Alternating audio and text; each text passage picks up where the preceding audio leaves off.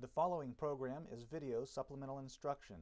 VSI is brought to you by the Teaching Center, UF's Learning Support Center, www.teachingcenter.ufl.edu. Determine whether a bond between each of the following pairs of atoms would be pure covalent, polar covalent, or ionic. So these are the pairs that we are given. So let's start with carbon and oxygen. So we know that carbon is a non-metal, and we know that oxygen is also a non-metal, meaning that this would have to be a covalent bond. When it's covalent, it can be either pure or polar. So since carbon and oxygen have different electronegativities, this bond would be polar. And you can find out the electronegativities by looking at the periodic table. Electronegativities increases when you go up a period, up a group, and across a period, making, for example, fluorine the most electronegative element in the periodic table. So now let's look at calcium and oxygen.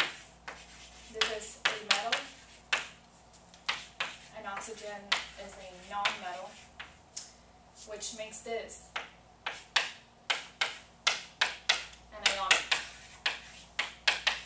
bond. We know that metals and non-metals make ionic. Nitrogen and nitrogen, they're both non-metals, and since they're the same element, we see that they would have the same electronegativity, which would make this a covalent bond that is polar. Oh, I'm sorry, that is pure.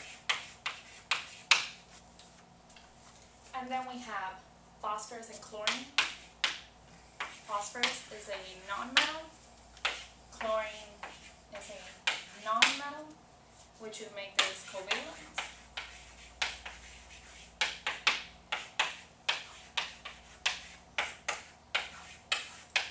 So it can be either pure or polar, and since they have different electronegativities because they are not the same element, and you can see that in the periodic table, it would be polar.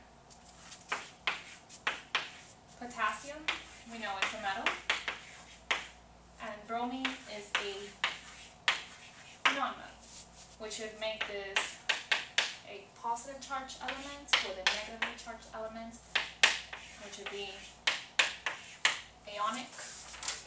And so the answer is polar, ionic, pure, polar, and ionic, which is number 3. The Teaching Center, UF's Learning Support Center, www.teachingcenter.ufl.edu.